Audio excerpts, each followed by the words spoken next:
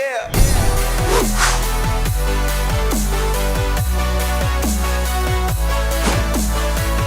Welcome back to the Gridiron Expert, taking a look at our final New Year's Eve bowl game, the Texas Bowl, between Arkansas and TCU.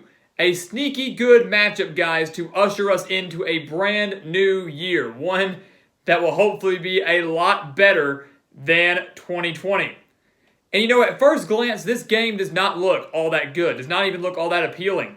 Arkansas, just 3-7. TCU, 6-4. Many would think that the Horned Frogs are going to run away with this game. And I'm here to tell you, not so fast. I'm here to tell you that the Razorbacks are going to put up a much better fight than people think.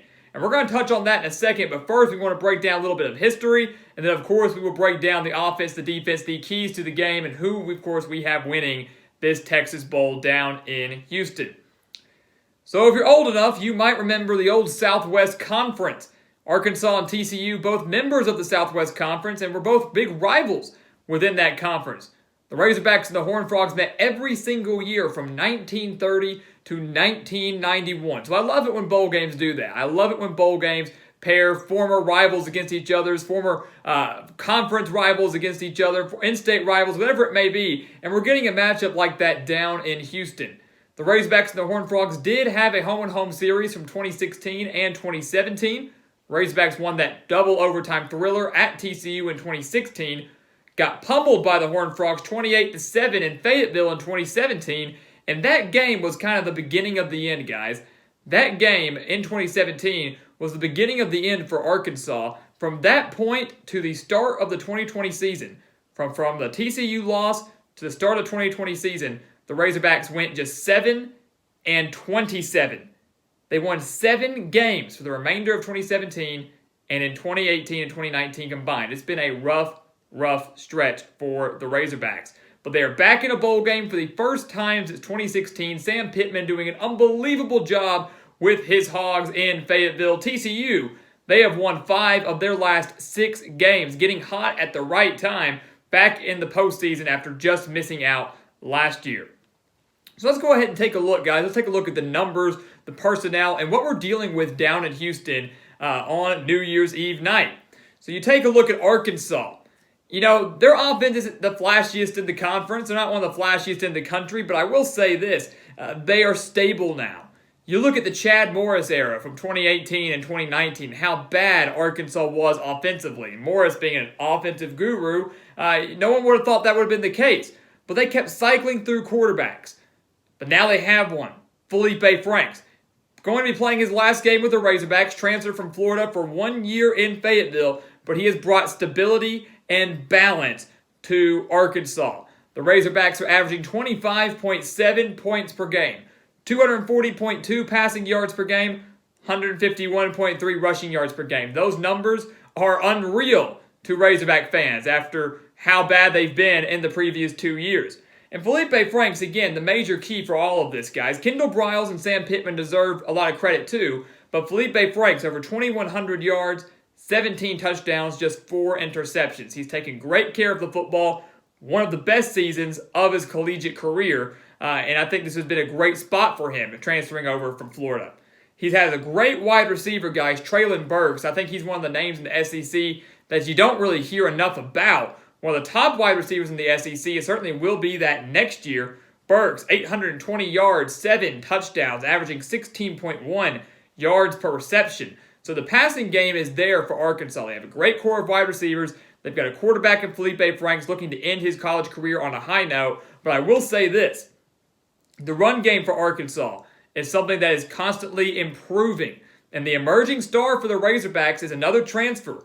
Traylon Smith, the running back transfer from Arizona State, just a junior, has 710 yards and 5 touchdowns, will be the leading running back for Arkansas next year, and could be in for a big game against TCU.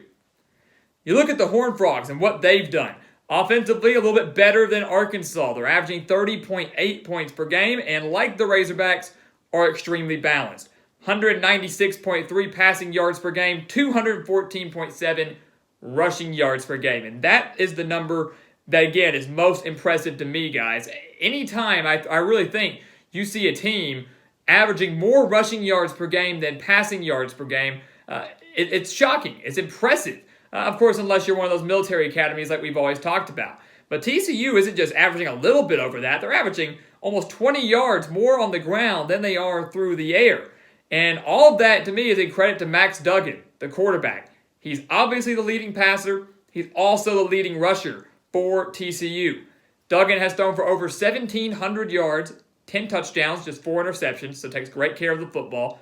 And on the ground, he has 526 yards and 10 rushing touchdowns. So that is going to be a problem for this Razorback defense. But Max Duggan, he's the man. He has been the reason TCU's gotten hot at the right time.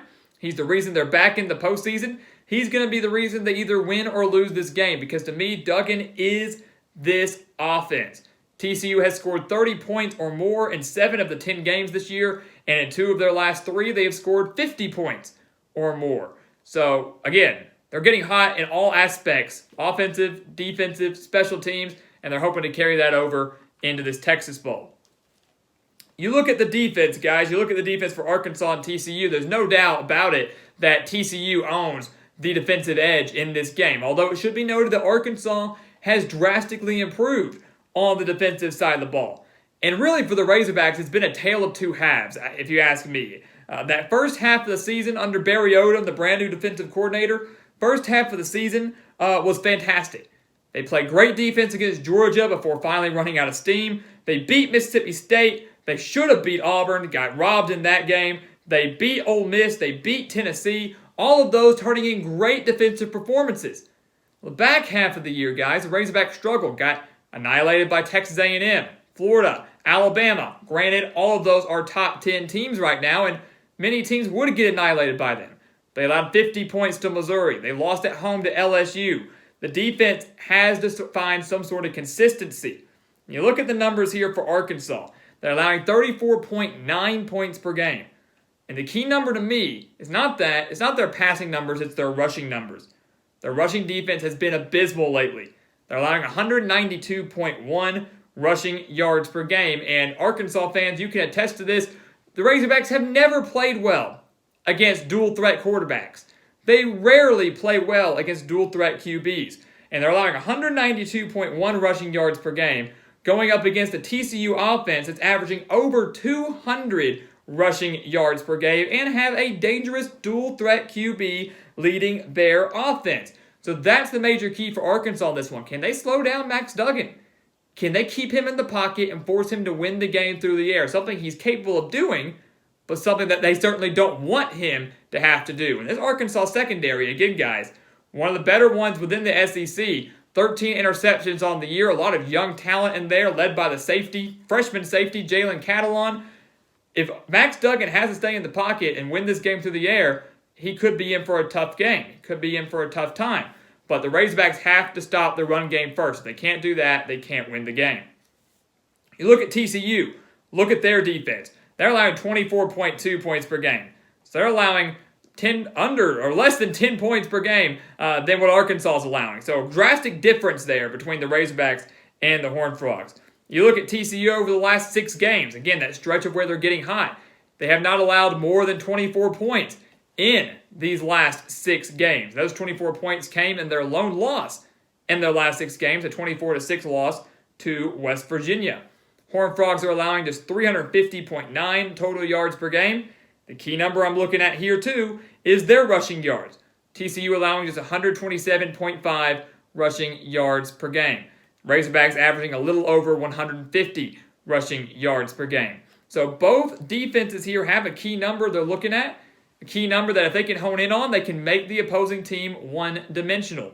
TCU certainly owns the rushing edge over Arkansas. Arkansas right now, to me, owns that passing edge over TCU. So those are going to be the keys you're looking at here. Can either team take away the other's strength and force that offense to be one-dimensional? Which team's going to turn in a better defensive performance across the board?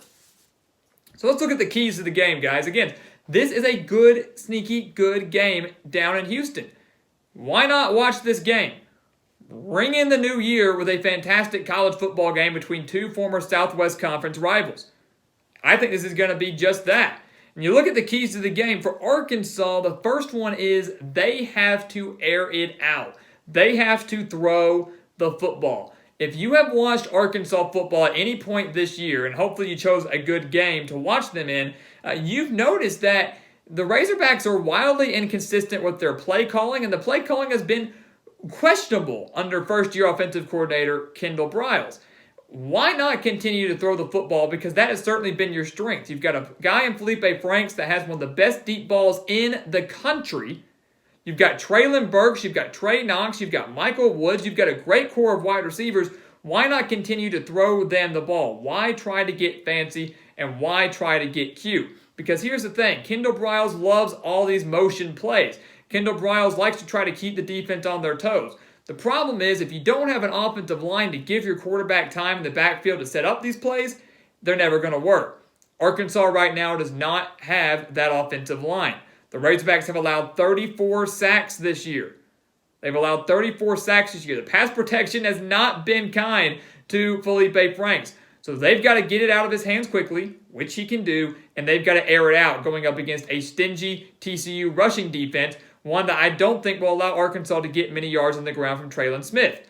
That's the key for Arkansas. Air it out, and secondly, stop Max Duggan. If you stop Max Duggan and prevent the big plays, Arkansas can win this game. And what we mean by that is Arkansas, you look at them, they're the type of team that on 3rd and 10 will allow the dual threat quarterback to pick up 11. 3rd and 18, they'll allow a screen pass to go for 19. Arkansas, if they can get themselves and force TCU into 2nd, 3rd, and long situations, they have to make sure they do not allow Max Duggan to convert on those downs. And the key in this one, guys, is going to be Grant Morgan. That's going to be the key player in preventing those plays. One of the best linebackers in the SEC right now will be back, will be healthy for this game, has announced he will return to Fayetteville next year despite being a senior now in 2020. This front seven for Arkansas, this pass rush that has been non-existent, this linebacking core that actually has been existent and been very solid, they have to step up, contain Max Duggan, and prevent the big plays from the Horned Frogs. If they can do that and they can throw the ball successfully, they can win this game. For TCU, their keys to the game and beating the Razorbacks is pressuring Felipe Franks. Pressure Felipe Franks. And we mentioned that earlier. Arkansas's passing blocking schemes and their offensive line has not been good this year. And that's, to some would say, well, that's shocking considering Sam Pittman has been an offensive line coach his entire career. The offensive line is still young for Arkansas. But they've allowed 34 sacks. TCU knows how to get after the quarterback. TCU has 27 sacks this year. Arkansas has allowed 34. TCU has recorded 27. And if you've watched Felipe Franks, sure, he takes off and runs a little bit, but he holds on to that ball just a little too long. He doesn't make the right quick decisions. He looks for his receiver. He's not there. He's going to look this way. He's going to look that way. He doesn't get rid of the ball. He needs to just start throwing it away. He doesn't do that. If he holds on to the ball too long, TCU is going to reap the benefits from that because they're going to be pressuring Franks all night long. They do that. They force some fumbles. They force some interceptions. Or they force some 2nd and 3rd and longs.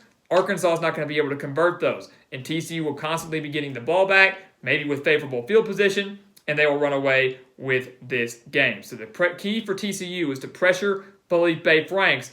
If they do that, and Franks does not take good care of the football, does not make good decisions, then the Razorbacks simply do not have a chance. So it's a lot to cover in this game, guys. I mean, more keys for Arkansas than there are for TCU, but when you really look at these two teams, I could say they're relatively even. They are relatively even. So I'm going to give TCU the slight edge. If you broke down every single position, I think you might see TCU with a handful of edges there, but not a lot. This should not be a runaway from either team. And in this game, guys, I do expect it to be relatively close. I do expect it to be relatively close down in Houston. I think this game will be similar, at least more similar, to the 2016 matchup rather than the 2017 matchup where TCU pulled away late and ended up winning by 21 points. But in this game down in Houston, I'm going to pick an upset. I'm going to pick Arkansas to win this game. I'm going to pick Arkansas to take down TCU. And look, if you've been here at the Gridiron Expert, you know that I always say never, ever underestimate Gary Patterson. I rarely pick against Gary Patterson. But I'm going to do it now. Something is telling me to do it now. Sam Pittman has done a fantastic job turning around this Arkansas program. They had 0 SEC wins in the last 2 years.